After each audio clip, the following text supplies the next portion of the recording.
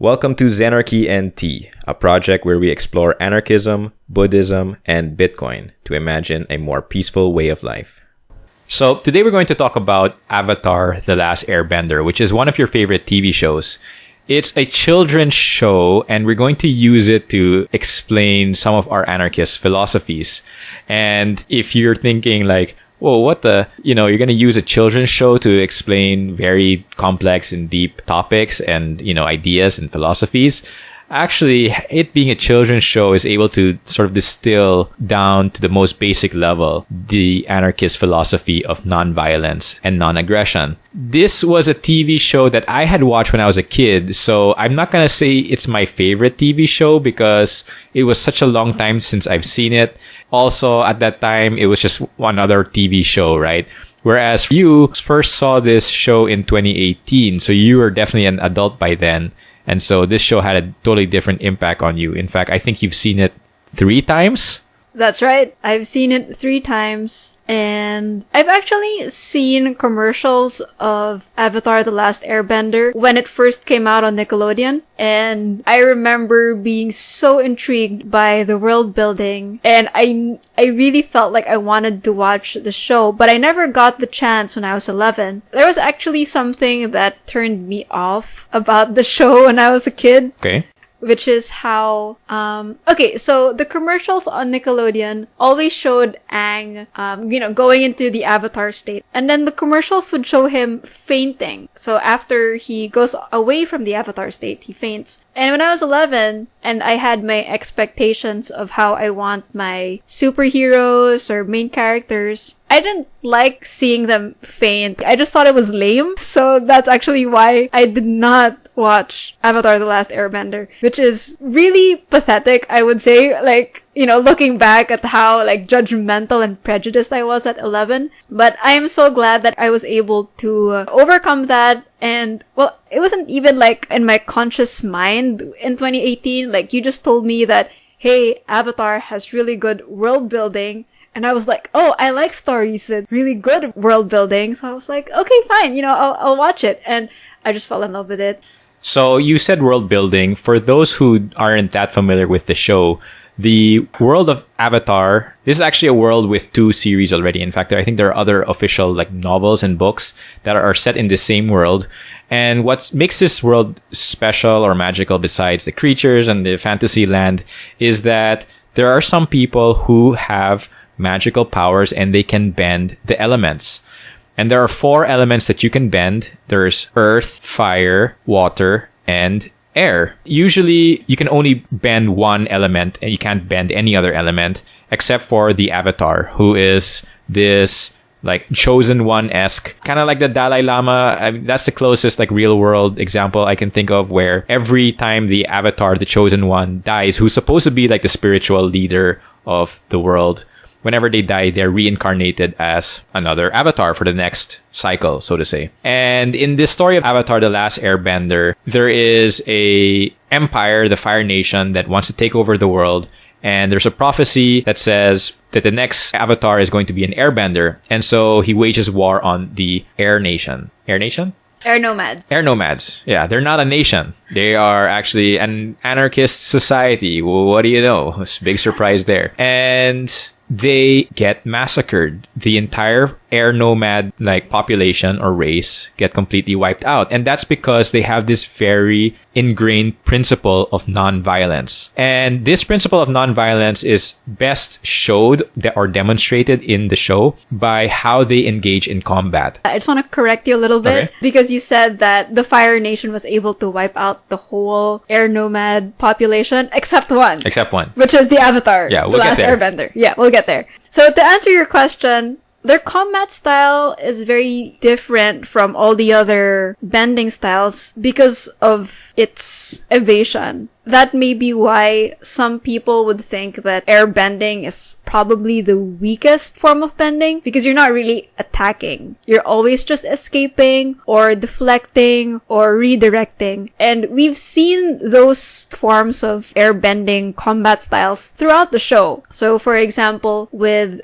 evasion in the first few episodes when Aang gets captured by the Fire Nation. Aang is able to just blow these guys away or blow himself away so that he can run away. Like, he has that, like, air bubble thing that he just rides on and goes around people, right? So that's evasion right there. As for deflection or redirection, there have been instances where he has done hand-to-hand combat with Zuko, and Zuko is in the Fire Nation, so he strikes with fire. And Aang is able to just blow that fire out, or just move his hand away so that the fire goes elsewhere. And then the other thing that is maybe also quite interesting, but I think this has more to do with like the mindset of an airbender or with Aang, is using the opponent's blows against them. There's this episode, I think it's one of the first few episodes, where Aang is just about to learn firebending, and he is going one-on-one with this Fire Nation captain. His name is Zhao, and Zhao gets really frustrated about not being able to capture Aang, and so he gets kind of careless with his firebending. Like, he just tries to like create as much fire as he could. And Aang, being playful or smart about it, however you want to look at it, Aang goes to different parts of Zhao's ship. And what Zhao ends up doing is setting his own ship on fire. And Aang eventually tells Zhao that he's lost this fight. And Zhao asks him how. You, Aang, never threw a single punch. How could you say that I lost? And Aang says, I haven't thrown a punch, but you have. So it's really interesting how they are very committed to this idea of non-violence, to the point that the one who does not commit violence is the one who is morally good and is the one who, quote-unquote, wins in the end, compared to the one who is violent. So the airbenders are committed to this idea of non-violence, and that is actually a choice that they make. It's a conscious decision that they make.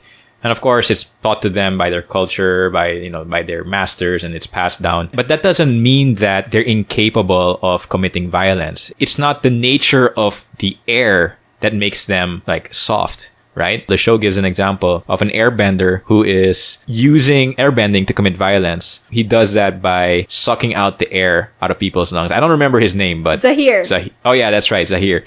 That's not actually from Avatar: The Last Airbender. Zahir is a character from the sequel, Legend of Korra. He could be anarchist. I mean, like, he seems anarchist, right? Because he's against hierarchy and rulers. But he kills the monarch by suffocating her, getting the air out of her lungs, right? And that causes chaos. He claims he's an anarchist, right? And we know he claims he's an anarchist because he says the reason for him committing violence, he says, is to remove authority, right? To remove the monarchy, which he sees as the root of evil. And by removing them, he can sort of bring back peace. And people can be free.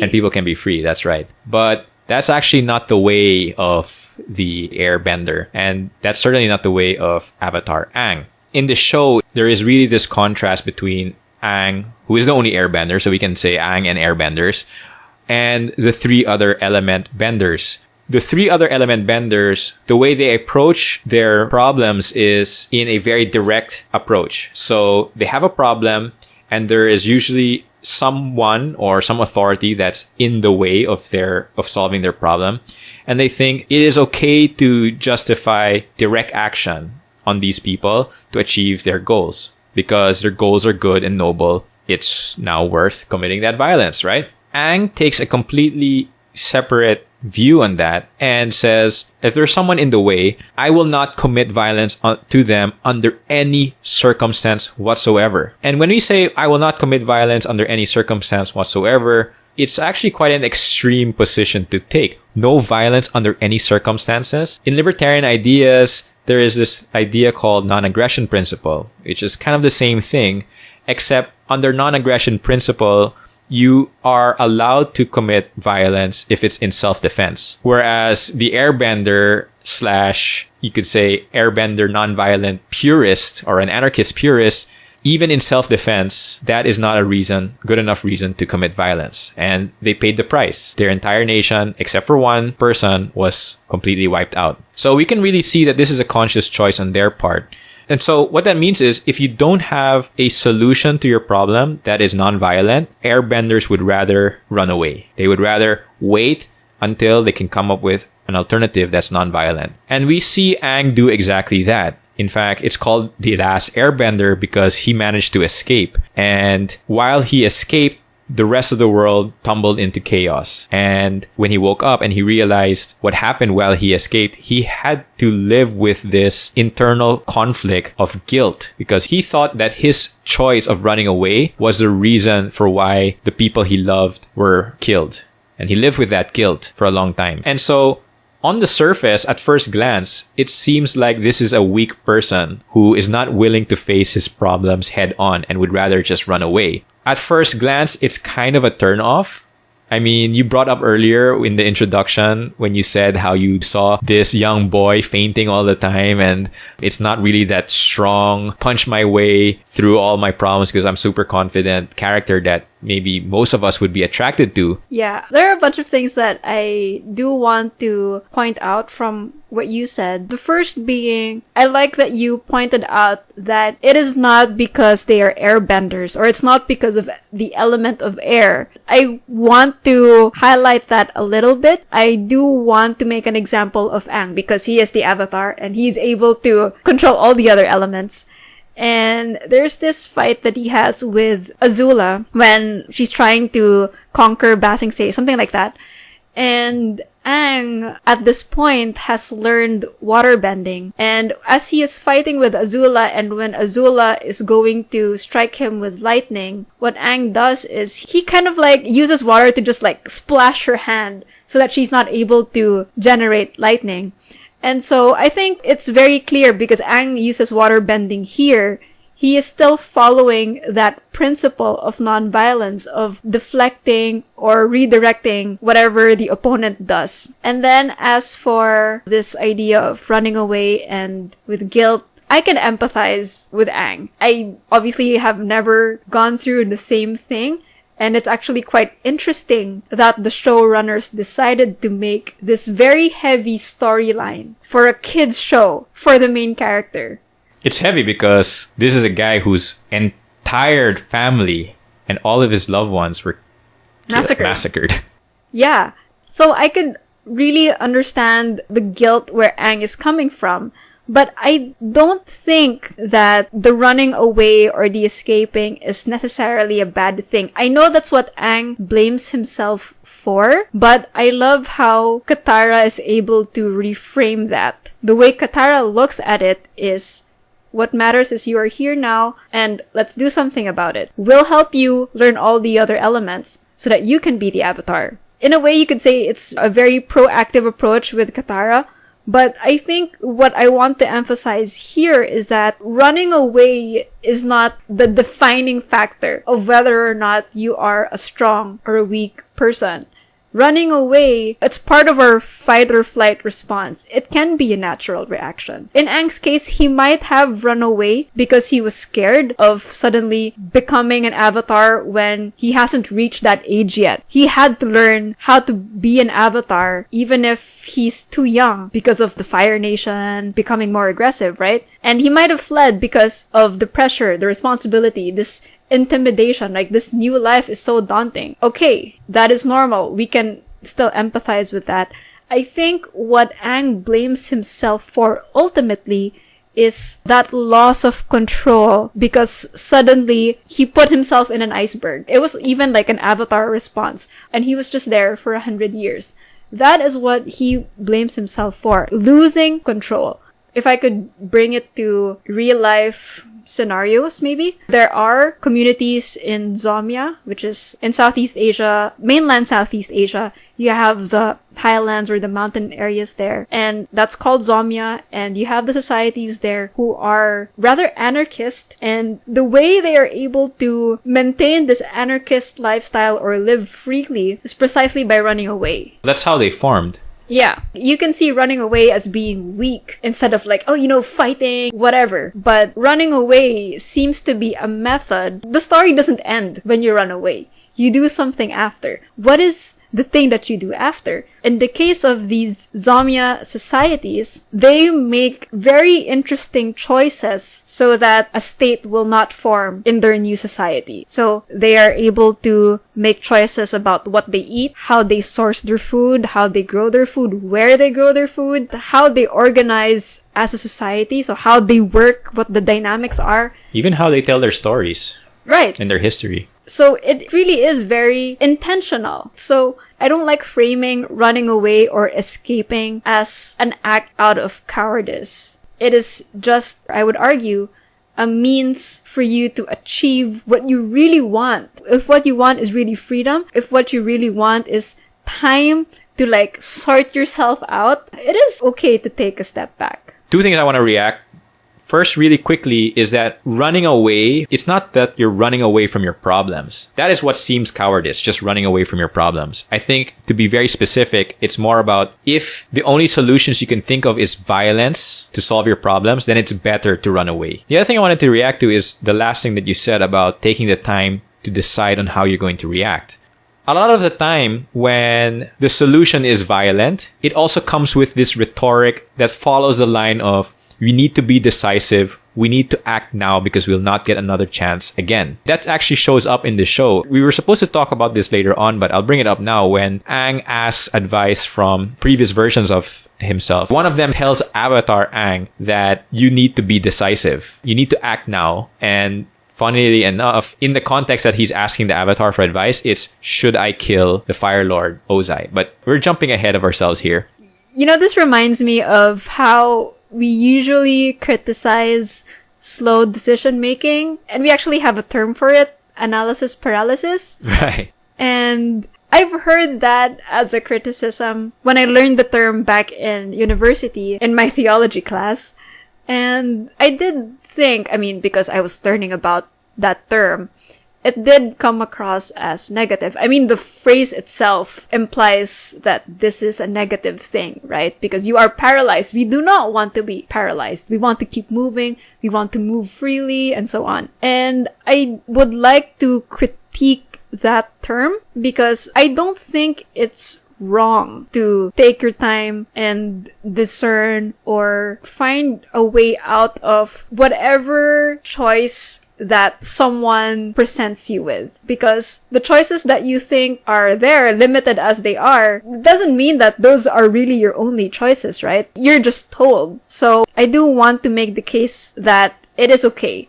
You should, between being impulsive and jumping into it and having your whatever project that you think people should adopt because it will benefit them, chances are it's also gonna backfire in ways that maybe you also did not know because you jumped into it, right? You don't really know how your idea or how this thing is gonna affect other people. And so it is good not just to take a step back, but also be humble as well, that whatever action that you have can have unintended consequences.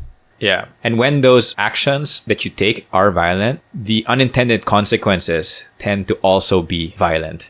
And so just like the firebender that you mentioned earlier, who couldn't control his fire and it spread around and just actually ended up destroying his own camps, his own ships. When we commit violence to achieve a better good, we actually also destroy ourselves in the process. I think now is a good time to define some terms a little bit. Okay. When we talk about violence or non-violence, what does it mean? Because right now it might seem as though we're just maybe promoting pacifism. Right. And airbenders are pacifists, right?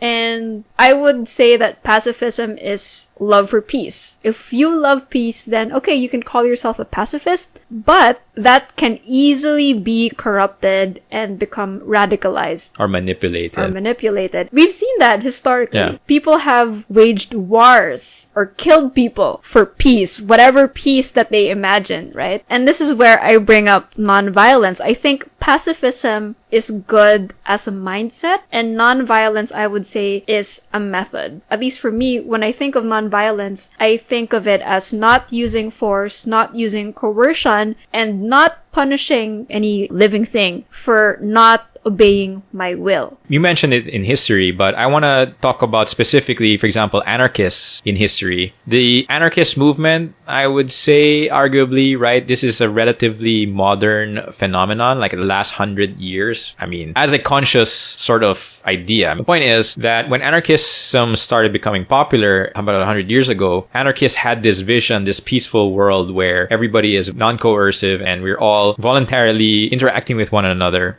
And it was such a nice world in our imagination. And anarchists saw the power structures in the way of that utopia. And they wanted it now. They wanted to solve it as soon as possible so that people today or then didn't have to suffer. And that justified the violence that they committed, right? They said it's okay to burn down bridges. It's okay to blow up train tracks. It's okay to blow up power plants, for example. These are all instruments that the state uses to exact violence, and by destroying them, the state can't commit violence anymore. But what ended up happening is they used violence, or they justified violence, and it backfired. Now when people think of anarchists, they don't think of, hey, these are non-violent purists.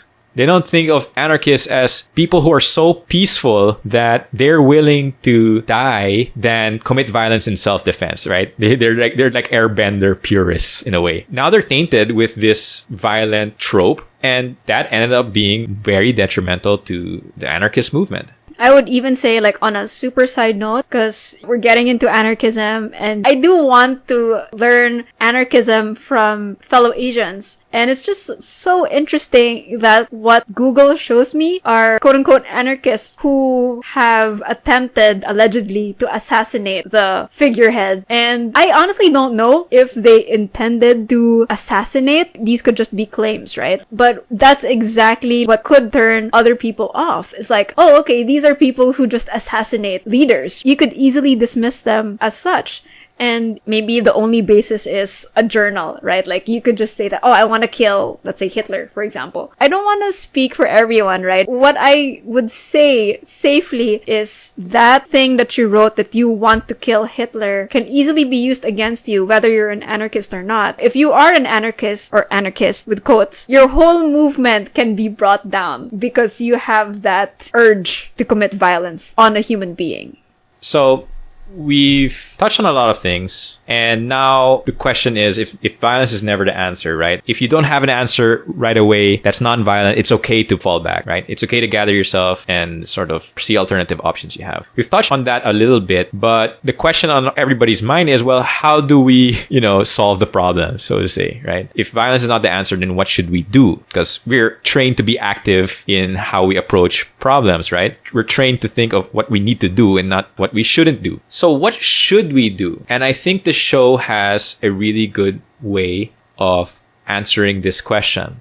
The final scene, or I should say the culminating event of this show, is the final showdown between Avatar Aang and Fire Lord Ozai. And Aang had this conflict because he's presented with a binary option, right? Which is either he kills Fire Lord Ozai and saves the world, or saves the world in quotes, or he lets Fire Lord Ozai kill him, and the world continues to be, exploited by the Fire Nation. So how did he end up approaching it? Aang takes a step back to discern. And the way he does that is he asks everyone the question, what would you do? And not everyone is able to give him an answer. Zuko is not able to give Aang an answer because that is Zuko's dad, right? Zuko is also torn about it, right?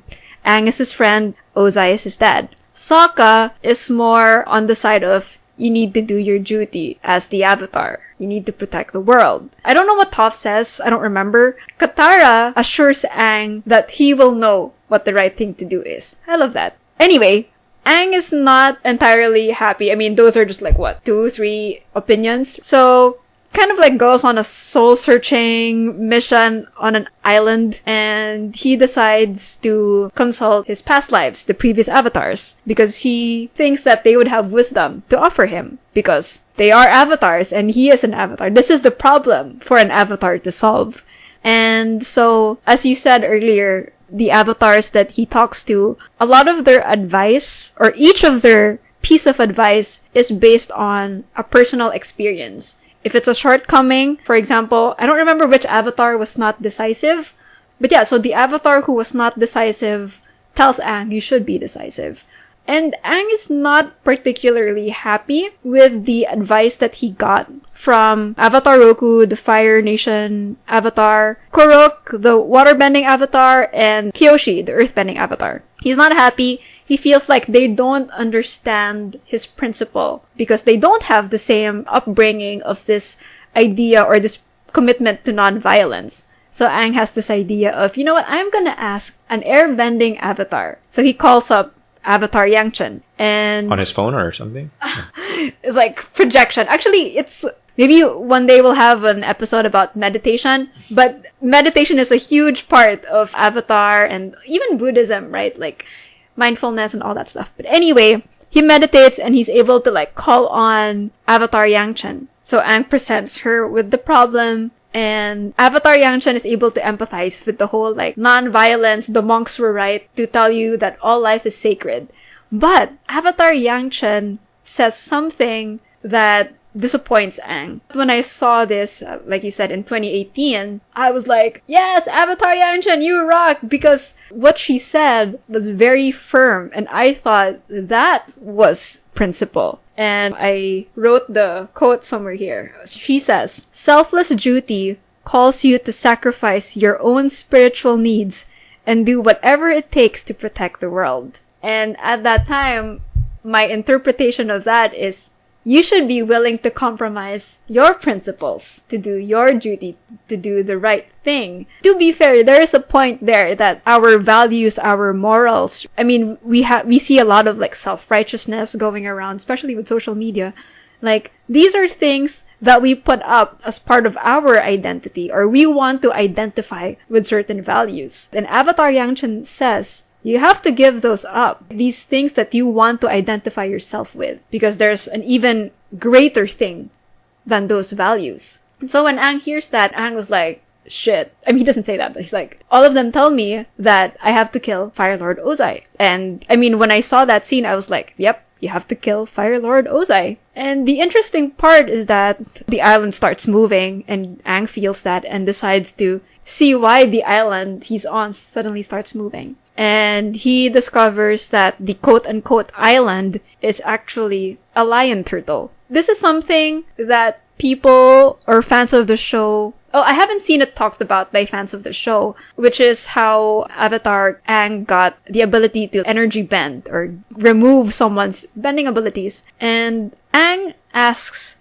the lion turtle for advice. I love that part because it really shows his commitment to discerning, right? Like when you are discerning, when you are trying to get as many opinions as you can, like sincerely, and you're committed to that, you will really seek out everyone else's opinions, not just of your friends, not just of people you think are capable, right? Not just experts. Not just experts. Aang asks this random-ass figure. I mean, we know from the show that it's a spiritual, mythical creature. Yeah, right? and he's ancient. And he's ancient. But Aang decides to ask him, what do you think? This is my dilemma. And here's the thing. If Aang had not asked that from the lion turtle, I don't think he would have been granted energy bending. So, going back, I like that he asked for the lion turtle's advice. And Aang even says that all his past lives have told him that he should kill Fire Lord Ozai, but it doesn't feel right to me. And I love the response of the lion turtle. I mean, I didn't understand it before, but now that I've become older and hopefully wiser, and plus I'm an anarchist now, like, it just feels more awesome, I guess. Yeah. So this is what the lion turtle says. The true mind can weather all the lies and illusions without being lost. The true heart can tough the poison of hatred without being harmed. Since beginningless time, darkness thrives in the void, but always leads to purifying light. It's not really an answer of like, oh, should I kill Fire Lord Ozai? And then this is the answer that you get, right? If we want clarity, it could have been a yes or a no. Yeah, it's not imperative. It doesn't tell you what to do or what you shouldn't do. But I love that with this seemingly deep, wise, convoluted reply, Aang gets the assurance that he needs. That what if all these things that other people are saying with their own values, what if those are still delusions? And what if my firmness to this idea of nonviolence, what if this is the truth? And sure enough, after the lion turtle says that, he grants Aang the ability to energy bend. He touches his forehead. Yeah. So there's that enlightenment imagery once again. You know, the Shing. Buddha, the Shing, what we call the Shing. The Buddha third eye enlightenment moment where there's this profound truth that you finally understood. And in a way, well, when humans get enlightened, we don't get energy bending. But we do get this kind of like superpower in a way that, at least in the story, manifests itself with an actual superpower. One of the things that they always are talking about is whether that is like a deus ex machina event where the writers didn't really know what to do. And so let's just give him this superpower. But if you look under the hood a little bit and you realize his superpower was knowing that if he could stay true to himself, if he knows his truth and is firm with his own truth and what he believes in, then he can consistently be right? And he can find ways to get out of these dualities or dichotomies. Yeah. And if what he wants more than anything else is to avoid violence, if he wants more than anything else is non-aggression, non-violence, and that is his truth, then he can basically maintain that and know and be confident that it's the right decision. Speaking of energy bending, because you said that our superpower or us being enlightened, we don't learn energy bending from that, right? But it's so interesting because the lion turtle tells Aang, or this is a flashback already, when Aang energy bends on Fire Lord Ozai, we get a flashback and it cuts to what the lion turtle tells Aang as he gives the energy bending. And the lion turtle says something like, before we bent the elements, we bent the energy within ourselves, which sounds profound. I don't know if this is a stretch, but I do think maybe there could be a parallel with everything that we're talking about here with non-violence, because it is not weak, right? Like, there is something to say about restraint and full capacity to regulate your emotions, to hold your own, to stand your ground and not submit to a system you find corrupt, right? There is a strength in that. And, you know, Gandhi says that this form of resistance is truth force or soul force. It is strength of the spirit, not strength of the body, which is brute force. I don't know if like that is really what energy bending is, but definitely if you think of it as being able to show restraint and sort of like regulating your emotions, I think those things are admirable, especially in, I guess, Eastern philosophy, as opposed to maybe Western philosophy, which is all about, oh, you gotta do this, and like, you know, very proactive, very pro-action, as opposed to being more mild and being able to wait. It's funny because the best benders on the show are the ones who know how to wait. When Aang wanted to learn earth bending, he wanted his old friend King Bumi to teach him how to earth bend.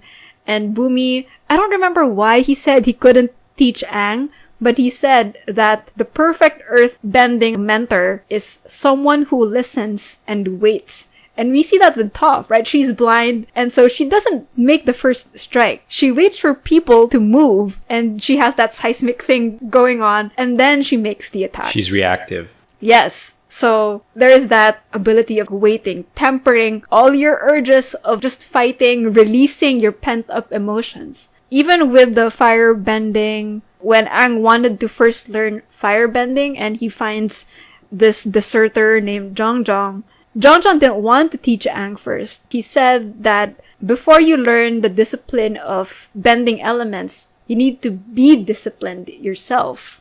And as a firebender, he understands that the nature of fire is to spread. And as a firebender, what you do is you control that so that it doesn't spread if you don't want it to spread. That can apply to our emotions or even our worst instincts: greed, envy, ego, pride, rage.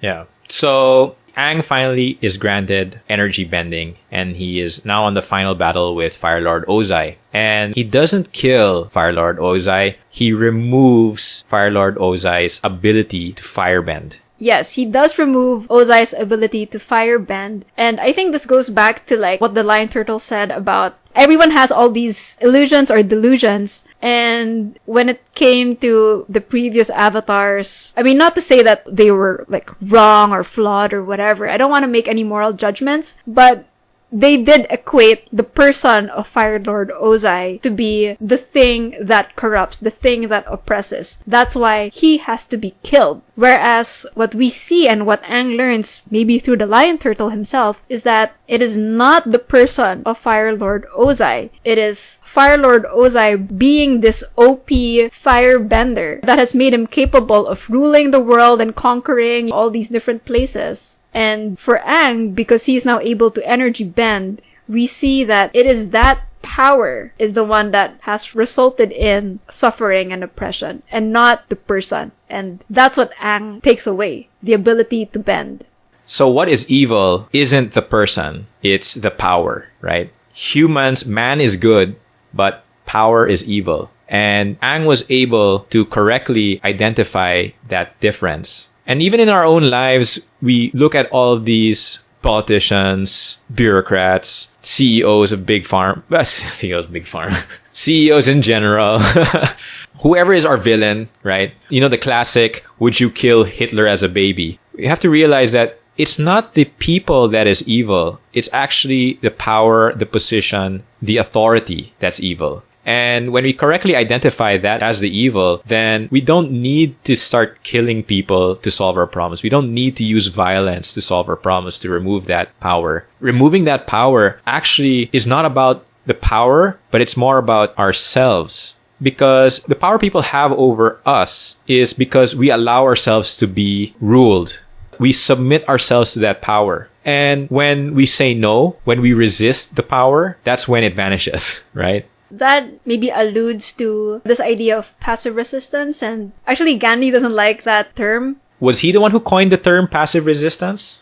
I think passive resistance has been a term for a while, but Gandhi doesn't like it. I mean, not just because it's an English word, but he feels like it doesn't capture the essence or like what makes passive resistance a good form of fighting back, quote unquote. I hate that we have to say fighting back. Yeah. Because that's really not what we want to say. The English language just kind of like makes us say that. But yeah, so Gandhi doesn't like that because it comes with all the implications of weakness, cowardice, not being able to be effective. So he coins a word from his native tongue, which is satyagraha, which he calls truth force or soul force. And the very idea of that is you following your own principles and not letting yourself submit to things that you find wrong or evil. And that also means that you will be punished, right? If you disobey laws that you find unjust or not right. And part of this satyagraha is accepting that punishment. So that means you have to be strong enough spiritually to take those blows because they will come. You have to be strong spiritually, and that is an understatement, I believe, because it is usually, if you are staying strong, you're staying strong by yourself. Everybody around you would rather avoid conflict, would rather avoid punishment, and they will not stand with you, right? And so it takes an incredible amount of strength to stand alone but firm in what you believe to be true. To me, that's not cowardice at all. To me, what's more cowardice is to be part of a mob that wants to use violence to fight for good. I don't want to say that's cowardice, but compared to standing by yourself for what you believe to be true, I think that is real bravery. In fact, I think that's how Mahatma Gandhi describes it. And by standing alone, that act is actually infectious. We were talking about earlier about time and taking your time. And by standing alone to what you believe in, it means you also recognize that you're willing to wait and you're willing to take time for other people to see you standing up and for them to hopefully come to the same realization as you did. It means you're not going to force your opinions on other people. You're not going to tell people, hey, I'm enlightened and I figured it out. This is exactly how I got there and you can get there too. And worse yet, I'm enlightened, I know how to get there, and I know how to propagandize the entire population and force people into this mindset. In fact, Gandhi himself said that satyagraha is not something that we need to force on people. It is imperative on every person. In fact, he calls it their duty to live this satyagraha, to embody this satyagraha. And he doesn't care how long he needs to wait. And he said that himself. And I think that is the right approach when it comes to fighting for freedom, is just to stand true to what you believe. Other people will see that truth and stand with you.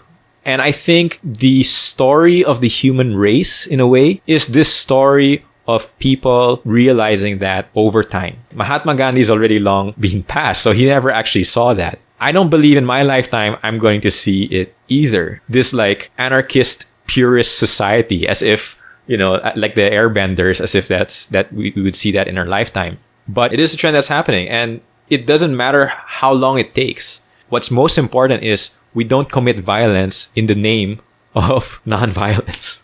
Yeah. Earlier you asked how we can sort of remove ourselves from very corrupt paradigms. How in our lives we have these quote-unquote choices of the right thing to do, but they don't really feel like they're life-changing choices, right? Earlier, my answer was just based on the show, and, you know, it was about discernment, right? And now that we've moved on to Gandhi and this idea of satyagraha and standing your ground, not submitting, following your truth, being committed to the truth, I think there's another thing that Gandhi also tries to say, which is that each of us will have our own way of going about that truth, living out that truth that we value. For other people, if that's by talking about it, like what we're doing now, then yeah, you should talk about it. For people who are maybe the type to like organize and directly help the people they think are helpless in the community, all right, fine, go. Have all these like voluntarist groups, mutual aid groups. All right, that's great.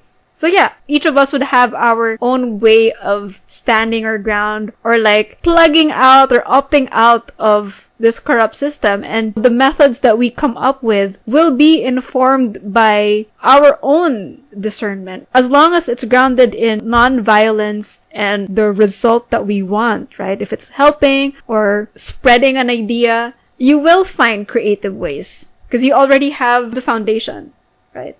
If you enjoyed this podcast, you can follow us on social media. We are at Zenarchy NT. And if you want to have a conversation, you can join our community, Lisuga Station, on Discord.